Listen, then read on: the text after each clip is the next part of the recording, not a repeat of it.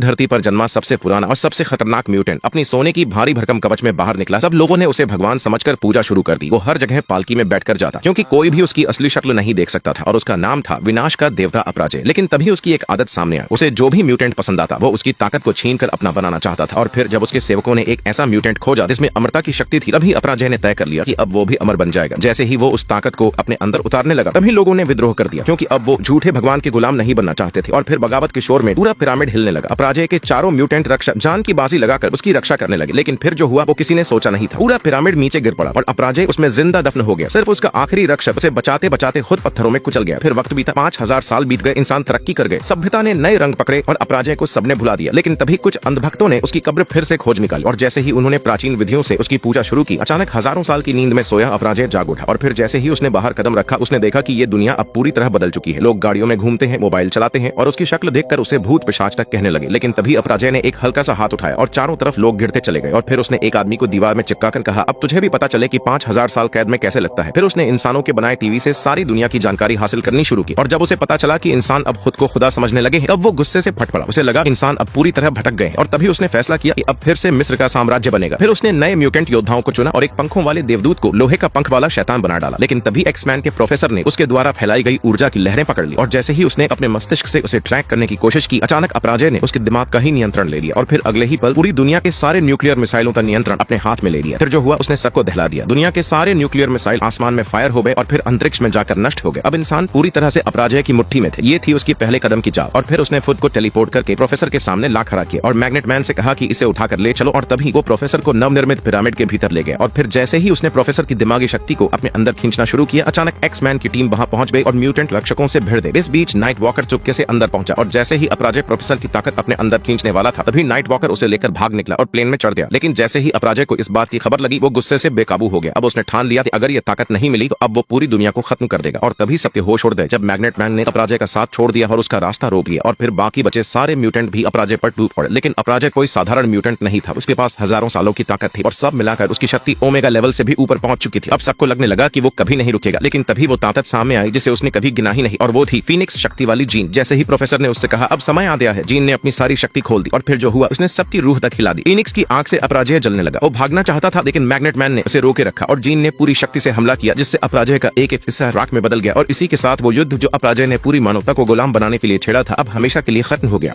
पूजा पानी में तैर रही थी। जैसे ही उसने पानी से सिर बाहर निकाला, उसकी नजर 100 के नोट पर पड़ी। वह जल्दी से तैरकर उस नोट तक पहुंची, लेकिन असली चौंकाने वाली बात यह थी कि पानी की सतह पर और भी कई 100 के नोट तैर रहे थे। पूजा तो खुशी से पागल हो गई। वह पैसे इकट्ठा करते करते किनारे की ओर देखने लगी, जहां उसने 4 काले बैग रखे हुए देखे। उसका दिल जोर जोर से धड़कने लगा। क्या इन बैगों में भी पैसे भरे हैं? वह तुरंत किनारे की ओर तैरी और एक बैग खोलकर देखा। उसके चेहरे पर खुशी की लहर दौड़ गई। उसने जल्दी से अंदाजा लगाया, एक बैग में कम से कम 20 लाख थे और 4 बैगों में कुल 80 लाख। पूजा ने कभी नहीं सोचा था कि ऐसी किस्मत की बारिश उस पर होगी। अपने दोस्तों से यह बात छुपाने के लिए उसने जल्दी जल्दी कपड़े पहने और चुपचाप बैगों को रबर की नाव पर लादकर ले जाने का सोचा। लेकिन तभी उसका दोस्त समीर अचानक आ गया। उसने जिज्ञासा से पूछा, तुम क्या कर रही हो? पूजा घबरा गई और छुपा नहीं पाई। उसने सच सच बता दिया और समीर को वादा किया कि अगर वह मदद करेगा तो उसे भी बराबर हिस्सा मिलेगा। दोनों ने साथ मिलकर पैसे ले जाने की योजना बना ली। लेकिन तभी उनका तीसरा दोस्त राजीव वहां आ गया। उसने दोनों को चोरी छिपे निकलते देखा तो गुस्से में आ गया। पूजा को मजबूरी में उसे भी सारी बात बतानी पड़ी और हिस्सा देने का वादा किया, पर राजीव ने पैसे लेने से साफ इनकार कर दिया। उसने कहा, मैं इस तरह के गलत पैसे के लिए कोई जोखिम नहीं उठाऊंगा। इतना कहकर उसने एक बैग से कपड़े की पट्टी फाड़कर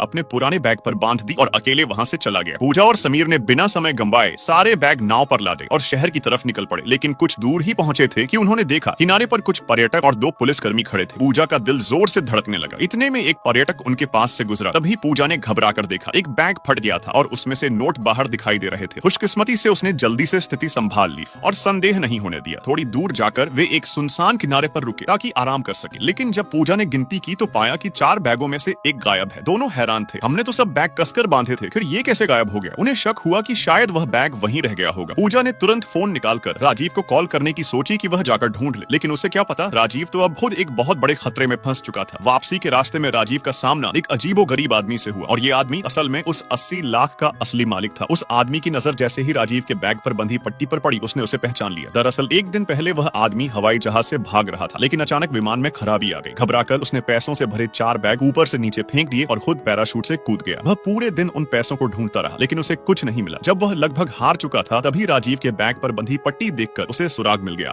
एक औरत जानबूझकर अपने चेहरे पर चींटियों को रेंगने दे रही थी, क्योंकि अगर वह जरा भी हिली तो पास खड़ा वह सन की हत्यारा उसे पकड़ लेगा। उसने एक छिपने की जगह ढूंढ ली थी, लेकिन उन चींटियों के तेज काटने से अब सहना मुश्किल हो रहा था। जैसे ही दर्द से उसके मुंह से हल्की आवाज निकली, सनकी की नजर उसकी ओर घूम गई। औरत ने घबराकर झील में छलांग लगा दी। पानी में तैरते हुए उसे महसूस हुआ कि उसका शरीर सुन्न हो रहा है। तभी उसे याद आया कि सनकी ने पहले ही उसके शरीर में एक दवा का इंजेक्शन दे दिया था। शरीर धीरे धीरे ढीला पड़ रहा था। बहाव के साथ बहते हुए उसने एक पेड़ की डाल को पकड़ लिया और पूरी ताकत से किनारे पर चढ़ने की कोशिश करने लगी, लेकिन इंजेक्शन का असर बढ़ रहा था। उसके हाथ पैर जवाब देने लगे और वह जमीन पर गिर पड़ी। तभी एक बुजुर्ग घास काटने वाला वहां से गुजरा। उसने औरत की हालत देखी और समझ गया कि वह खतरे में है। उसने उसे सहारा देकर उठाने की कोशिश की, लेकिन उसके बूढ़े शरीर में इतनी ताकत नहीं थी। तब उसने समझदारी दिखाई और अपने घर से एक छोटी गाड़ी व्हीलबारो लाकर उसे उसमें डालकर घर ले गया। घर ले बुजुर्ग ने उसे आराम से लेटाया और पुलिस को फोन करने की तैयारी ही कर रहा था कि तभी दरवाजे पर जोरदार घंटी बजी। दरवाजे पर वही सन की हत्यारा खड़ा था। उसने बहाना बनाया कि उसका फोन खो गया है और उसे सिरदर्द हो रहा है, क्या उसे थोड़ा पानी मिल सकता है। बुजुर्ग ने बिना शक किए उसे अंदर बुला लिया। जैसे ही वह सन की अंदर दाखिल हुआ, उसने पूरे घर पर नजर दौड़ाई। बुजुर्ग को अचानक खटका हुआ। जब उसके पास फोन था ही नहीं तो उसे फोन के बारे में कैसे पता था। बुजुर्ग ने बहाने से उसे फोन देने की कोशिश की। जैसे ही सन की फोन लेने आगे बढ़ा, बुजुर्ग ने उसे जोर से दीवार पर धक्का दे दिया। गुस्से में सनकी ने बुजुर्ग पर हमला कर दिया। बुजुर्ग ने बचने की कोशिश की, लेकिन सनकी ने जमीन पर गिरी चाकू उठाई और बुजुर्ग के पैर में घोंप दी। बुजुर्ग दर्द से कराह उठा, लेकिन इससे पहले कि वह कुछ कर पाता, सनकी ने उस पर कई बार चाकू से वार कर दिया। औरत ने अपनी आंखों के सामने बुजुर्ग को मरते देखा। फिर सनकी ने घर में पेट्रोल छिड़का और आग लगा दी ताकि सबूत न बचे। आग धीरे धीरे पूरे घर में फैलने लगी। औरत ने बचने के लिए खिड़की के पर्दे को जोर से हिलाना शुरू किया। सनकी ने उसे देखा और उसे बचाने के बहाने वापस घर के अंदर आ गया। उसने औरत को उठाया और उसे कार में डाल दिया। वह औरत को लेकर भागने ही वाला था कि तभी पुलिस की गाड़ी वहां आ गई। पुलिस ने कार को रोका और तलाशी लेने लगी। तभी सनकी ने कार के नीचे से एक लोहे का हुक निकाला और अचानक पुलिस पर हमला करने की कोशिश की। औरत ने यह सब देखा और उसकी चेतना धीरे धीरे वापस आ रही थी। उसने किसी तरह हिम्मत जुटाई और अपनी जेब से छोटी चाकू निकाली। जैसे ही सनकी उसके करीब आया, औरत ने पूरी ताकत से उसकी गर्दन में चाकू घोंप दिया। दर्द से तड़पते हुए सनकी ने चाकू बाहर निकाला और पिस्तौल तान दी, लेकिन औरत ने झटके से उसे पानी में गिरा दिया। औरत ने तुरंत गिरी हुई पिस्तौल उठाई और सनकी पर ताबड़तोड़ गोलियां चला दी। सनकी ने आखिरी बार औरत को घूरा और फिर गहरे पानी में डूब दिया, लेकिन औरत के लिए मुसीबत यहीं खत्म नहीं हुई थी। गोलियों से नाव में छेद हो गया था, जिससे पानी नाव में भरने लगा। शरीर में दवा का असर अब भी था। वह हिल नहीं पा रही थी। धीरे धीरे नाव डूब गई और औरत हमेशा के लिए उसी सनकी के साथ उस झील में समा गई।